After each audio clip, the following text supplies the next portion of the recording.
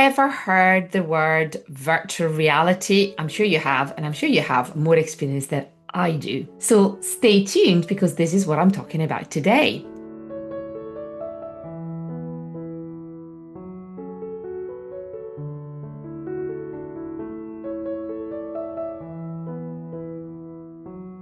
Hi everyone, and welcome back to my channel.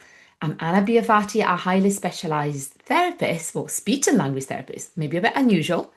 And I'm honored today to be joined again by Dr. Pauline Bork. And you'll be able to find my other videos with Pauline. And Pauline is a researcher, a therapist, and an advocate who has turned her own personal experience into something really special and transformative. Now, you know that in this channel I always talk about selective mutism, so this is really what we're going to talk about today. And Pauline and all three of her children struggled with selective mutism, which really inspired her to found the Selective Mutism Foundation in Canada and developed innovative tools to help others speak with confidence. And we've talked about her amazing book, and you'll find all the link in the description below. Now, today we're going to be talking about her latest creation, Vocal Reality, and it's a therapist designed VR app that places user in a real world 360-degree scenarios like a shop or driving test or whatever, with built-in calming tools, which I was reading about, like stop and breathe and fog. And anyway, it's a true blend, and I'm sure this is not going to be the first time or the only time we're going to be talking about this. And remember to stay tuned because we're going to be announcing what you can do at the end of this video. So I'd like to welcome Pauline. Welcome again. Thank you very much for having me and the welcome. Thank you. So Pauline, tell me a little bit more about virtual reality. How have you started or thought about this in order to understand? So as you mentioned, I'm a researcher and I was personally impacted by selective mutism as well as my children. So that is my mission in my life, to find a better treatment approach for this population. And during the COVID, during the shutdown pandemic, the whole world pretty much stopped. We could only communicate, through social media and all that. So I was connected with a few teenagers and adults with selective mutism from social media. We text each other and then I find their struggles. And I feel really bad about what they're going through. Now, as you mentioned in my book, Vocal, that's based on my research study, how to treat younger kids within 3 hours of their time, right? But I need something for the older population. And Because this is not, amazing, actually, yeah, Pauline, thank you. because you're absolutely right. There is a lot of focus on younger children. I have to admit that a lot of the videos that you find here are for younger children, but because for me as a therapist, it's really important that people understand about SM from the word go and kind of use the right therapeutic tools and approaches, and we set the environment right. But you're right.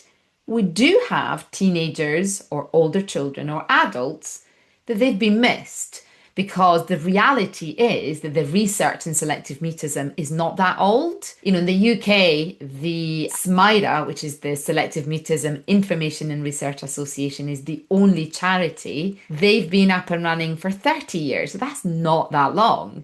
So I love the fact. So tune in, let us know how old is your child? Is a teenager? Are you a teenager? And let's discover together. Yes, so absolutely. And also teenagers are very much into technology, right? So Exactly. Because it's very hard to make them to go see the therapist, right? And yeah. very hard for them to being filmed and using the video self-modeling unless they are really motivated and want to do it. So I figure virtual reality is something that they would connect with. They can use it at their own time, at their own pace, and inside the comfort of their own home. So for us, exposure is really important. So you need to teach your brain what to do. And the majority of therapists would say, Well, you need to practice in the real world, that being going to the shop or going to the park. Because remember, if you watch the previous videos, that we always talk about that selective mutism is more than the fear of talking. It's about being in an environment and meet the child or the teenager where they're at. So, because if they are scared to even go to the park, that's what you do. You walk to the park before you even think of words, because communication is way more than using words. So, here, though, you've got two categories. Absolutely spot on. Yeah, you've got the teenagers that say, oh, can you please help me? I do feel stuck. I have a lot of teens actually, they say, hey, I'm a teenager, and people laugh at me, and I don't really like it because I don't know how to reply. Great. And then you can work directly. But what if you know that that's your problem? You kind of want to do it, but you feel ashamed, or you're not that motivated. But hey, you cannot be stuck because your mum and dad are not going to be doing things for you all the time. Love it. So you're just thinking, right, how can we bring the outside world into your world? Did I get that right? Exactly, exactly. Exciting. Okay. Yeah, so exposure is key to overcome any anxiety disorder like selective mutism. It's through practicing. But how do you make sure that you can do it in such a gentle and safe way without any judgment, right? You start at your home first, and you do bring the outside environment to you because when you're in the immersive world, you are actually inside, or you feel like, anyways, Yeah. you So are actually inside the grocery consciously, store. you know that. So there is no kidding on here. You are in your own home, you are in your own living room, you're in your own bedroom. And that normally calms the biggest nerves. You know that I talk about all that being safe anyway. So I'm in my own home, is my own environment. But then, in order not to avoid going to a different environment, you've created a virtual reality environment, whatever you want to call it. It's a virtual reality. Yeah, Okay, exactly. amazing. So let's talk about scenarios that obviously are very useful, or you found in your research is useful to expose the brain to that learning. Of course, we cannot create all the scenarios in this world, right? So we done survey and figure out from the our study 2022, 2023 now, what kind of scenario they need the most. So of course, speaking inside of school is huge. Ordering food by themselves is very important. So they couldn't go and get it. This from parents, they cannot get their kids to go for haircuts. They cannot get groceries or buying clothes by themselves. What if driving test? Like in Canada, all kids at age 16, 17, they start having their driver's license. Stuff like that. So we created 10 scenario first, and five more are being developed right now, like optometrists, getting glasses, all sort of thing, or how to see a doctor, or getting medication, pharmacists, those are all done too. So very essential that those environment they need to be practiced on. But because it's so realistic, like when you put on the headset and turn it on and select each environment, it is like you are there, which is Okay. extremely So anxiety this is provoking. fascinating. So I'm going to be honest. I have never used a headset. I have been um for, let's say, a virtual reality experience and completely felt that I Yeah. was there. It was Yeah. so spooky that I knew that that wasn't real, but actually, I genuinely feel that my brain felt that it was real. So I had that cognitive dissonance of going, I know that it's not real, but it looks so real. Okay. Yeah. So Yeah. how did you then created that? How did you video and created, the doctor room or the pharmacy or whatever? What does that entail? Well, okay, so there are two type of virtual reality. Well, two main type. There are many types. For us, we found out that the film one are more effective and more liked from the study that we did. And so essentially, we bring in the 360 camera into the real location, like a real doctor's office with a real doctor, with a real dentist, with a real chiropractor, with a real pharmacist. You get it at the real restaurant. And so it actually filmed everywhere.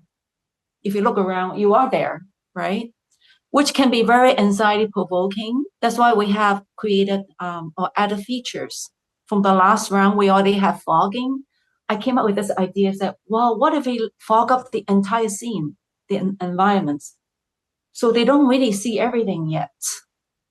Just meet them where they are. So because selective mutism is a phobia of being seen and heard speaking, what if we just try not being seen speaking, but only being heard speaking for now? And then eventually they can clear the fog more and more. So So really, this is like doing one step at a time. So exactly. although it is not real, let's remind you that the brain takes everything for real. So fears, real or unreal, thinking that you're in front of a lion or fearing that you are in a zoo or you're seeing a lion, the actual brain synapses is the same. Is Yeah. the intensity that is slightly different, but the brain does not know the difference between what that unconscious brain, the reality and not reality. So when a teenager or a young adult or an adult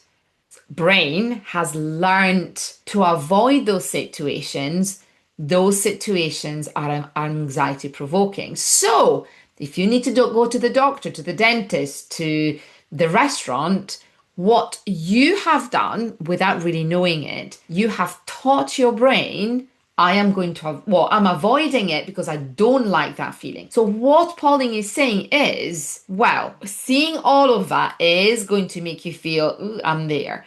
And then you're going to be doing something that you don't normally do is actually too much. It's like carrying too many bags of shopping. So here, what I'm understanding is that with fogging, you don't have that immediate visual impact. Did I understand that correct? Yeah, you want to lower the anxiety, right? You want to do one little step at a time. So, we're building up we're working through the anxiety hierarchy ladder. So maybe we don't even want to be heard speaking. So not being seen, not being heard, just being in the environment. Hmm. It's anxiety provoking enough for some individuals. And then slowly we can adding fog in, like clear the fog, even just to pause the video and just look around, right? Get used to You're the taking state. the information in, but hang on. How about Yeah. then in terms of timing? So, do you have, let's say, a schedule so they know, right, I'm going to do virtual reality for, I don't know, 2 minutes, 5 minutes, 10 minutes, 50 minutes? Or is that very personal depending or how long you feel that you can expose yourself? How does that look? Everyone is different, but I would say that you don't quit because the phase three of our study is those who tried it at home and then quit, they don't do as well as the one that who try all the feature, fogging up, pause, and all that. So I would highly recommend that even if it's uncomfortable, just do a little bit, even a couple minutes, but don't just quit because you don't gain anything, So right? this is a Yeah. real try. And for those of you who has been watching my videos for a while, you know that I love analogies. So if we took fear with dieting, if you try a diet for a day and if you stop, you're really not going to have any results. If you want to build muscles, or you want to be an athlete, or you want to even learn to attempt to run, and I did run half a marathon and it was really hard. If you quit after the first time you train, you're never, right, going to be running the half a marathon. So is that kind of, it feels uncomfortable, but you are literally rewiring your brain. That's exactly what the Brave Muscle method is all about, is I'm going to try, it feels uncomfortable, but I'm going to stay, and then I can quit. And then the next day I'm going to try again with using the power of yet. I can't quite do it yet, but I can do it for 30 seconds, for 40 seconds, for a minute. And you build it from where you're at. Love it. So, Exactly. Yeah. mhm. So Consistency you're is doing the key. fogging, you're doing the I'm there, you're doing the exposing. But let me understand what that what have you found that has done to, the people in your research study? It's interesting. That's why I added the breathing exercise into this version. Pause and breathe. Because some participant, actually, there one of them I remember, one of the twin girls. She was so terrified. She just curl curl up in the corner and shaking on like sitting on a chair. So I was like, oh my God, this is not good. But even she said after, if she has more time and do it at home, she believed this is very valuable for her. But also we had a 9-year-old and she had a headset at home already. So she's used to playing VR. And our research study said, well, I don't know if we can let kids as young as 9 to do it, but parental consent, they already have that same headset at home. So we got the clearance. Why not? And after the study, I got a text message from the mom about a couple of hours, and a couple of hours later, she said, guess what? My daughter ordered a burger herself That was quick. for 9-year-old. Maybe because she's 9 and she's so eager and she loved VR and she's so open to it. Because some of them I have to I guarantee nobody will be in the room. You'll just be the parent and the kid or, older teenager. And we'll be sitting outside the research room uh, and be there for support if needed. So I have to persuade the parent to persuade their kids because it's something that is scary for them. But once they try it, they feel like this could change them. They felt that it would be very helpful and the film one would be more effective than the digitally created, which we also did in the study. Just to see how people feel about it. So yeah, no, it could be so powerful. We just don't know, right? And it has Absolutely. been shown it's been effective for decades for anxiety disorder, for phobias, because Children's Hospital in Belgium and in one in Canada, they're using VR to treat phobia. So selective mutism is like a phobia. So why not? Absolutely.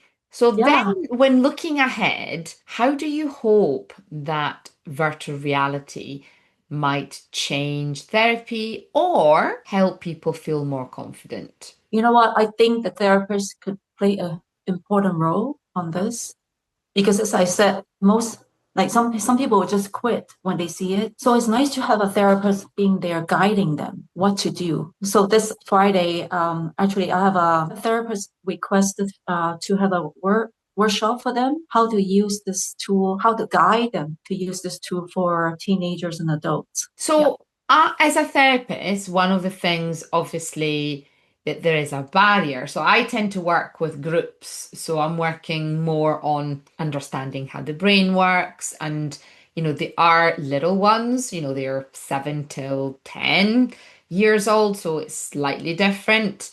But as a therapist, I totally understand that I cannot do exposure at the doctor. It just, they would not have that time for us just to do exposure for the sake of doing exposure. The same for the Mhm. dentist. So I can totally see how that application, if Mhm. an adult or if somebody or a teenager requires that one-to-one and guidance in using it, how we can, you know, pick the situation that is pretty hard for them. And but then I've got one more question. What happens in terms of school? So that Mhm. would be their school, right? So it's not going to be a school. So is there something bespoke that somebody can make? I mean, I have no idea how technology works. So we do have a school environment created that is in local reality. One of the scenarios is for individual with selective mutism arriving late. Like from my own experience and my children, they will not even enter the room if they were even like 1 second late because it's the fear of being watched, look at, or being asked Yeah. question why you're late. So I created that exactly for that purpose. At the beginning, the VR player arrived late. And then the teacher asked them why they're late. And then they have to go to their seat while everyone watched them. And then the normal classroom stuff, raising hand, answering questions and stuff. So yeah, no, I thought about everything. So classroom is one of the most important requests, like most Yeah. requested. Because sometimes we Um, see a lot of progress, but not quite in school. But I'm so glad you've waited till the end. So if you want to learn more, if you want to understand, Pauline has something for you. Tell us all about it. our selective medicine conference in September. Yes, please join us. It's not just about VR. We have video games designed for selective mutism, AAC apps for selective mutism. We also have Dr. Catherine Manassas, the world-leading expert, researcher, medical doctor, psychiatrist with decades of experience. She also personally experienced selective mutism when she was younger. We have Dr. Evelyn Klein. I'm sure everyone knows her. Amazing. And when is Yeah, it? yes, So it's September September 27. 2025. Yes, 27 and 28. And we make sure it's so affordable. Individuals with selective mutism joins free virtually. Even in person is about $120, $90 US. So it's going to be in person or virtual, and all Both. money is going to go directly to the charity. So think about Yeah, it. Learning a new thing is insane. So in person, though, is going to be in Canada, right? exactly. It's near You will Niagara Falls, Canada. Oh, Yeah, amazing. So you will find all the details in the description below. So make sure that you click and then you book your space. Thank you so much for being here with us today. I am so excited to see how that is unfolding. I'm sorry that we can't quite show you exactly what it looks like, but just to give you an idea, remember to share with those that are interested in this topic. Comment and let us know if you ever tried virtual reality. And I shall see you in the next video. Bye just now. thank you.